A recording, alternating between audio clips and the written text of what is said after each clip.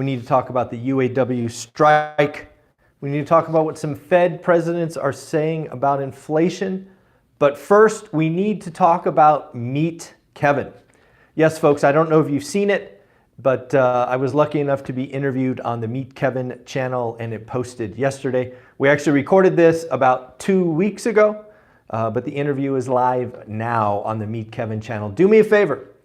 Go over to the Meet Kevin channel today if you can. Watch the video. We talk housing, we talk economy, we talk strategy, we talk house hack, we talk all of these other things. And leave some comments. Let Meet Kevin know that you enjoyed the interview and that you would like to see One Rental at a Time come back on the channel. Wouldn't it be great if One Rental at a Time was on the Meet Kevin channel maybe once a month, once a quarter? We could really talk about housing, economy, and lots of different things. So again, do me a favor, go check out the Meet Kevin channel. Tell me about the interview. It was 1 hour long. Let me know how I did. Let me know how I did. Love to hear from you. I would appreciate that. Also, as promised, we're giving away more value on the Best of ORAT channel. Yes, I have a third channel. Best of ORAT is one video a day. I posted the 2-hour day 4 boot camp with Jason Pritchard. There is thousands of dollars in value in that 2-hour session. I'm not joking, thousands of dollars. If you want to do off market, he gave you something in that video that tripled his lead flow. If you're in the business of doing mailers and off market and you can triple your yield or your lead flow, you want to do that. You want to talk about working with a spouse or a significant other that is risk averse. Jason burned the boats. How did he get on the same page with Jen? How did they set up their scenario? How did Jen kick him in the butt to get going? There is so much value in that story or in that video. We're giving it away for free, thousands of dollars. All you have to do is go over to the Best of ORAT channel, one video a day. Enjoy. It will only be there for 1 week. For 1 week. I'm trying to grow the channel. No question about it. I want to get to 1,000 subscribers, 4,000 watch hours. I'm giving you 2 hours here in that video, so go take a listen. Let me know what you think. Let's get into it. So one of the things we have to talk about is inflation expectations. Consumers, you and I, if we expect inflation to continue to rise or go up more than expected, we will change our behavior. Inflation expectations, once unanchored, can really be a problem. Now, for the last several months, we have been on a downward trajectory.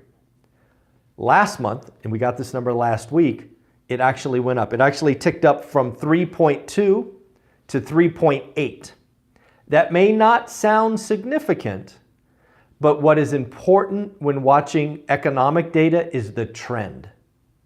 The trend. We were clearly on a downward trajectory. Now we have had a reversal. It is, of course, an economic data. It could change next month, no problem. But with what we see going on with oil and other things, it is something to pay attention to. So again, watch for that. Don't know if you saw this, but it looks like Rite Aid has gone bankrupt. Yes, folks, Rite Aid is not getting the demand that they expected, slowdown in sales, and of course they have the opioid litigation underway. So they have decided to go bankrupt. They will be closing stores and the like. So again, more, this is happening. This is part of higher for longer. We are going to see zombie companies who are debt-ridden, who are not producing cash flow, go out of business. That's supposed to happen. We're not supposed to have zero interest rates where anybody can borrow money and we just live off debt. That's not how the economic system should work. It's very interesting. We did a conversation with Dan Bird talking about, is the market set up for risk on or risk off? I thought that was a great conversation yesterday. You can check out Dan Bird's playlist below. But if you go through that video, you'll actually see where he brings up a chart that shows at the bottom small cap, mid cap. I don't know if you saw that part of the video, but I think it is very important. I think what it showed is interest rates matter. Now, if you haven't seen the chart, let me kind of give you this visual. A lot of the big companies were doing okay, right? The Magnificent Seven, you know, the Dow 30, all of those. But when he scrolled down the page, what jumped off the page to me was small caps are doing horrible. Horrible. Mid caps have started to do horrible. So I asked him in the video, isn't this just a sign that higher for longer is working?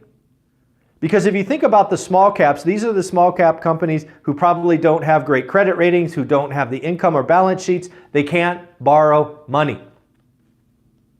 And then, of course, once the small caps are, taken out to the woodshed, you go up to the medium. And you could see the chart almost trailing 3 or 4 months. So again, I think there's a lot going on inside these different indexes, but they're being punished with lower and lower rates. The UAW strike has now been going on a month. And it could be resolved in a moment's notice, of course, but it doesn't feel like they're that close together. You now have UAW saying, hey, we're not going to do our Friday strikes. We'll add strikes at a moment's notice. But I ask you this. I believe, and you can correct me if I'm wrong, the strike fund pays these striking employees $500 a week. $500 a week. That's rough. I mean, there's not many people that can live on $500 a week. Certainly when your lifestyle is probably more like $2,000 or $1,500 a week, right? You got to back that off. So it is going to get interesting. I suspect a lot of the UAW workers who are on strike are probably getting some side hustles or second jobs, but it's getting into that, hey, we've missed a month of paychecks. Let's get this there. And of course, UAW is now taking out the SUV and large truck plants. So it is very much, the pain is building on both sides. So it is definitely something for us to watch. The Fed officials are talking almost nonstop this week. There is going to be market moving discussions. Just this morning, Fed president says the slowdown in inflation is undeniable.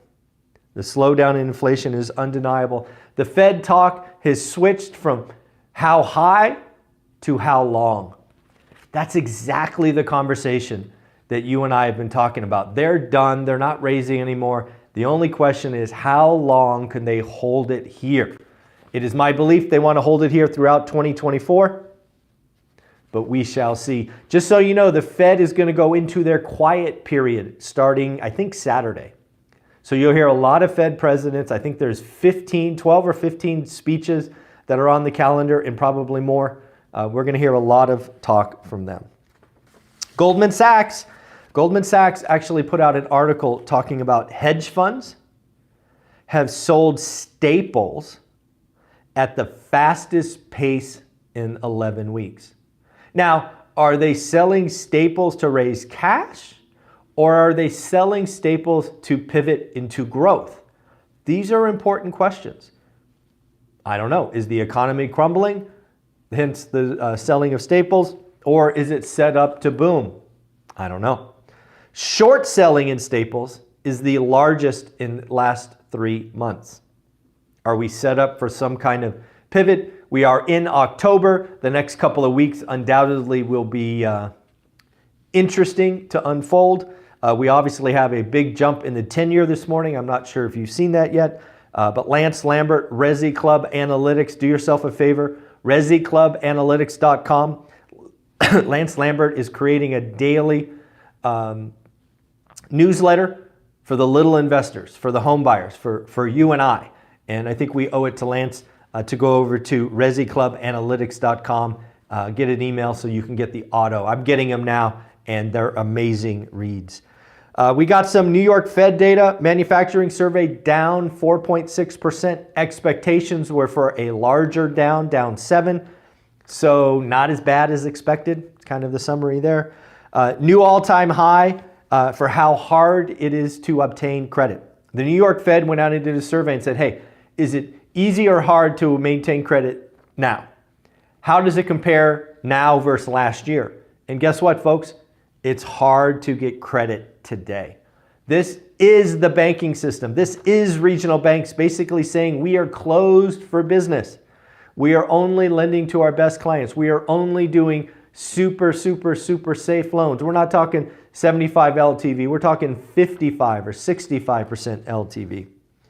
And then again, the inflation expectations are up to 3.7%. So 3.8%, things for us to watch. Two more topics. First, let's congratulate somebody. Ken, congratulations for getting your golden ticket. I should have mailed this over the weekend, but I wanted to make sure I gave you a shout out right here. So Ken, your card will go out in the mail today. This is a golden ticket, folks. This is what you earn when you get your first deal. This is what you could earn if you get another deal. You can get unlimited black cards, but you can only ever get one gold card. So again, Ken, congratulations. I'm happy for you. And then finally, I want to talk about the crash bros, the crash sisters, whatever we want to call them. I think there's many flaws in their logic, but I believe the biggest flaw is human behavior. What do I mean by that? So I am over 50 years old, which means I was old enough to experience the pain of the 1980s. I wasn't an adult, but I was old enough to remember. I also, if you know my story, invested through the Great Recession. Both of those environments were tough on housing, but the individual households behaved different. This is why I think the crash bros and crash sisters are wrong. We're going to find out. We're going to find out over the next 1 or 2 years, but here is my black and white difference. In the Great Recession, the debt was toxic. The debt was a liability. So what you saw is you saw families look at these ballooning payments and go, honey, we can't afford it, and we could live somewhere else for cheaper. At the end of the day, shelter is on the Maslow's hierarchy of needs. But what the family was saying is it makes financial sense for us to let this house go, strategic default, and whenever we get asked to leave, we'll get some cash for keys and we'll move over here. It is cheaper and better for our family. Now, what happened in the 80s? Now, in fairness, I was young. I was 12, 13, 14, in that range. But what I remember is my family was facing foreclosure. My family was housing insecure. We were at different points in the 80s a weekend away from losing our house. But here is the difference.